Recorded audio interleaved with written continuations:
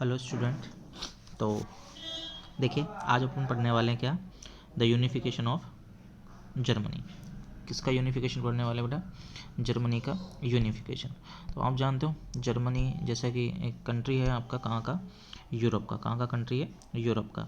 तो जर्मनी के बारे में बात करेंगे। देखिए, तो जिस तरीके से हमने इटली पढ़ा था, इसमें वैसा कुछ भी नहीं है। जैसे इटली में दे रखा था कि इटली 7 पार्ट्स में डिवाइडेड है ना, तो ऐसा यहाँ पे कुछ भी नहीं है। तो जब अगर जर्मनी का एकीकरण आपसे पूछे, जर्मनी का यूनिफिकेशन पूछे, तो आपको कैसे करना है ध्यान दीजिए।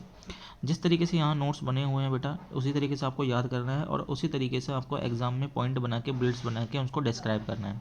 ठीक है, देखिए, तो सबसे पहले बात करते हैं 1834। देखो, जर्मनी भी अलग अलग पार्ट्स में डिवाइडेड था, लेकिन कितने पार्ट्स में डिवाइडेड था ये बुक्स में मेंशन नहीं है, तो वो हमें नहीं लिखना है। तो यहाँ से शुरुआत करेंगे हम लोग। तो जर्मनी जो था वो डिवाइडेड था बहुत सारे पार्ट्स में।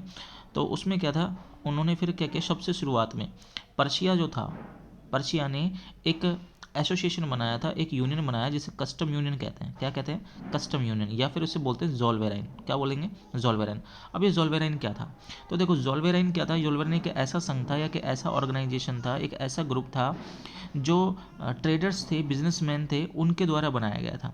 क्यों बनाया गया, इसका कारण सुनिए कि जर्मनी में क्या थे, बहुत सारे छोटे छोटे स्टेट जो थे वो डिवाइडेड थे, उसमें बहुत सारी करेंसीज थी, उसमें अलग अलग मेजरमेंट के, नाप तोल के अलग अलग हिसाब किताब चलते थे। इस वजह से जो ट्रेडिंग थी, बिजनेस था, उसमें प्रॉब्लम आती थी। उस प्रॉब्लम को सॉल्व करने के लिए, उस बैरियर्स को हटाने के लिए ये कस्टम यूनियन बनाएगी, जोल्वेराइन बनाएगी।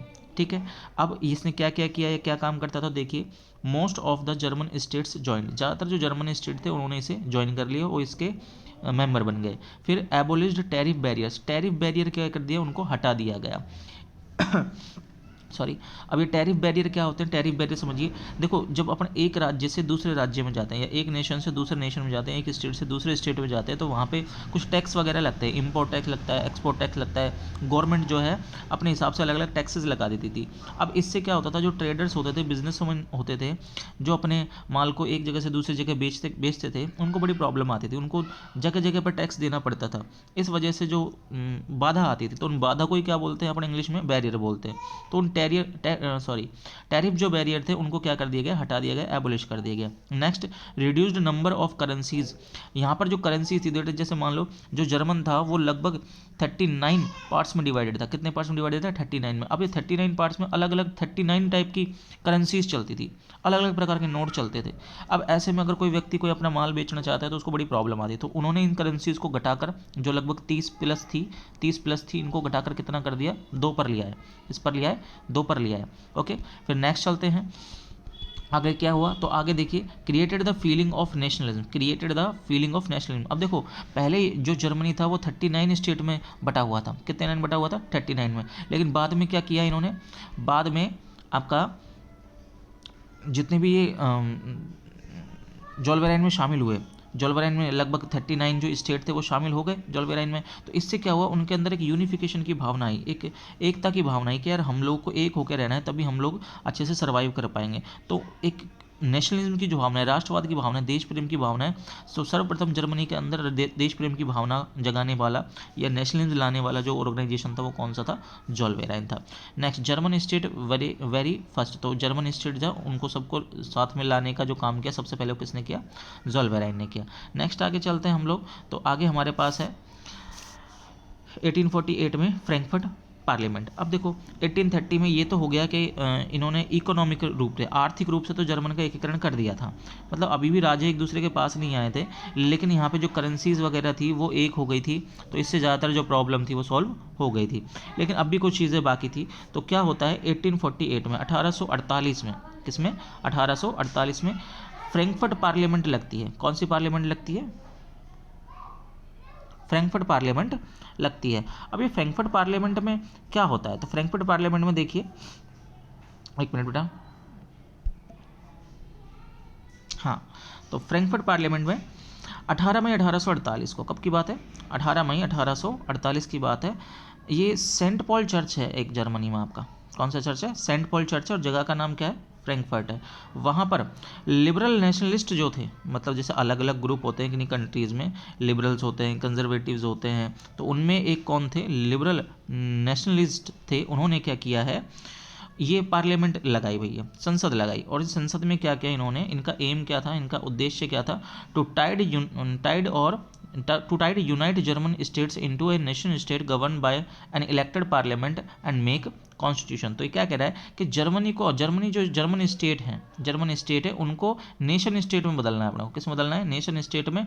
और जो गवर्न बाय, जो शासित होगा, किससे शासित होगा? N elected parliament. किससे? इलेक्टेड पार्लियामेंट से, निर्वाचित संसद से ये शासित होगा। एंड मेक अ कॉन्स्टिट्यूशन, और क्या बनाएंगे? एक अपना संविधान बनाएंगे। तो इनका एम क्या था? इनका एम था जर्मन स्टेट को एक करना, उनको एक डोर में बांधना, और उसका शासन किससे चलाना? एक इलेक्टेड संसद से, एक इलेक्टेड पार्लियामेंट से चलाना, और क्या बनाना? एक कॉन्स्टिट्यूशन बनाना। ये तीन बातें आप याद रखेंगे। जर्मन स्टेट को एक जगह बांधना, govern by elected parliament and make constitution. Next फिर क्या होता है, कैसे काम किया इसने? तो इसमें 831 इलेक्टेड रिप्रेजेंटेटिव जो थे उन्होंने क्या बनाया? एक कॉन्स्टिट्यूशन बनाया भैया। किसके लिए बनाया? For the state which is headed by monarchy. देखो, इस स्टेट को चलाने वाला तो मतलब व्यवस्था तो कैसी थी? मोनार्की थी, लेकिन उसको सब्जेक्टेड किया गया, उसको अधीन किया गया। किसके अधीन किया गया? पार्लियामेंट के अधीन। किसके अधीन? पार्लियामेंट के अधीन। मतलब शासन तो राजा ही चलाएगा, लेकिन उस राजा को जो गाइड करेगा, सजेशन देगा, वो कौन देगी? एक पार्लियामेंट देगी। ठीक है। आगे, Frederick William fourth Prussia denied. इसका मतलब क्या है भैया? देखो, अब राजा जो था उसको मतलब किसी ना किसी को तो प्रेसिडेंट बना नहीं था, तो इन्होंने सोचा जो पहले से राजा है इसी को क्या बना दे, अपन प्रेसिडेंट बना दे, और ये फिर आगे चल के किसके अकॉर्डिंग काम करेगा? पार्लियामेंट के अकॉर्डिंग काम करेगा। लेकिन भाई राजा ने क्या कर दिया? मना कर दिया, डिनाइड कर दिया। राजा ने मना क्यों कर दिया? भाई सीधी सी बात है, आप कहीं के राजा हो और आपको मतलब राजा भी बोला जा रहा है और फिर आपको रोका भी जा रहा है कि भाई आप जो है अपने हिसाब से काम नहीं कर सकते, आपको किसके अकॉर्डिंग काम करना पड़ेगा? आपको पार्लियामेंट के अकॉर्डिंग काम करना पड़ेगा, या कोई दूसरी संस्था है उसके अकॉर्डिंग काम करना पड़ेगा। इसलिए इस राजा ने क्या कर दिया? डिनाइड कर दिया, बोले मैं तुम्हारा साथ नहीं दूंगा। फिर क्या हुआ? तो भैया वापस से इन्होंने क्या किया? Suppressed by the combined forces. फिर भैया जो यूरोप में बाकी मोनार्कीज थी उन्होंने इसके साथ मिलकर, किसके साथ? फ्रेडरिक विलियम फोर्थ के साथ मिलकर इसको सप्रेस कर दिया। किसको सप्रेस किया? फ्रैंकफर्ट पार्लियामेंट को। फ्रैंकफर्ट पार्लियामेंट को हटा दिया, खत्म कर दिया। और मोनार्की प्लस लैंडलॉर्ड्स, तो ये कंबाइन फोर्सेस कौन कौन सी थी? मतलब किस किस ने फ्रैंकफर्ट संसद को खत्म कर दिया? तो वो एक तो मोनार्की थी, मोनार्की मतलब जो राजतंत्र के लोग थे, दूसरे राजा लोग थे उन्होंने, और लैंड ओनर्स जो थे वहाँ पे बड़े बड़े जमींदार उन्होंने। ठीक है, इसको क्या कर दिया? दबा दिया। भाई सीधी सी बात है, देखो पार्लियामेंट जो थी वो सबके हक की बात करती थी, चाहे उसमें गरीब हो, चाहे अमीर हो, चाहे किसान हो, चाहे महिलाएं हो, कोई भी हो, XYZ। लेकिन ये राजा और जो बड़े बड़े अमीर लोग थे ये कभी नहीं चाहते थे कि ऐसा हो, क्योंकि ये अपनी सत्ता बनाए रखना चाहते थे, अपने आप को पावर में रखना चाहते थे। इसलिए इन्होंने फ्रैंकफर्ट पार्लियामेंट को क्या कर दिया? एबॉलिश कर दिया। तो दिस अटेम्प्ट वाज फेल्ड। तो एक जर्मन के एकीकरण को, या जर्मनी को जो एकीकृत करना था, यूनिफाइड करना था, उसका ये अटेम्प्ट, ये प्रयास क्या रहा बेटा? फेल रहा, असफल हो गए ये लोग। ठीक है जी। तीसरा प्रयास देखो, दो चीज़ें पढ़ चुके हैं अभी तक हम, जॉल्वेराइन हमने पढ़ा, ठीक है, और उसके बाद में फ्रैंकफर्ट संसद। अब क्या होता है? 18 जनवरी 1871 1871 को क्या होता है? King William first. कौन है? King William first. और पहले कौन सा था? फ्रेडरिक विलियम फोर्थ था भैया। तो किंग विलियम फर्स्ट पर्शिया का राजा बना, became emperor of United Germany. और ये किसका शासक बन गया था? यूनाइटेड जर्मनी का। वो कैसे? देखो हाउ, यहाँ पे हमने लिखा है हाउ कैसे बना। तो एक PM था बिस्मार्क, जर्मनी का। कौन था? बिस्मार्क। ध्यान दे, जो हमने इटली पढ़ा था उसमें कौन था? कावूर था। और यहाँ पे कौन है जर्मनी में? बिस्मार्क है। तो ये लिख रहा है नीचे CM ऑफ पर्शिया। पर्शिया का क्या था? ये CM था। इसने टुक हेल्प ली थी। किसकी हेल्प ली भैया? पर्शियन आर्मी की हेल्प ली और ब्यूरोक्रेसी की हेल्प ली।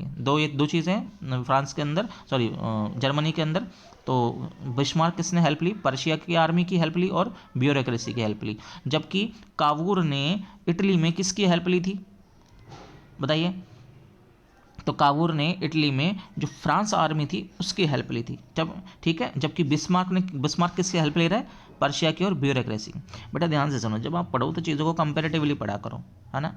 मतलब आपको फ्रांस का मतलब जो आप पीछे पढ़ के आए हो वो भी याद रहे आपको, और ये जो पढ़ रहे हो इसको भी आप उसके साथ कनेक्ट करके चलो, ठीक है ना। इसलिए अब ये जो बिस्मार्क था इसने ब्लड एंड आयरन पॉलिसी अपनाई। कौन सी पॉलिसी ली? Blood and iron. Blood and iron का मतलब है रक्त और लोहा की नीति। रक्त और लोहा की नीति मतलब बोले समझाने से काम नहीं चलेगा, इनके साथ तो हथियारों से बात करनी पड़ेगी। तो इसने क्या किया? 7 ईयर्स में, कितने? 7 ईयर्स में 3 जो देश थे, 3 देशों के साथ में युद्ध लड़ा। वो 3 देश कौन कौन से 7 में डिफेटेड और उनको हरा दिया? कौन कौन से थे? डेनमार्क, ऑस्ट्रिया और फ्रांस। कौन? Denmark, Austria, France, Denmark, Austria, France, Denmark, Austria, France. तो इनको बार बार आप ऐसे बोलेंगे तो याद हो जाएगा। तो 7 सालों में इसने 3 देशों के साथ युद्ध किया, डेनमार्क, ऑस्ट्रिया, फ्रांस। और फिर विलियम जो फर्स्ट था वो क्या बन गया? जर्मनी का शासक बन गया।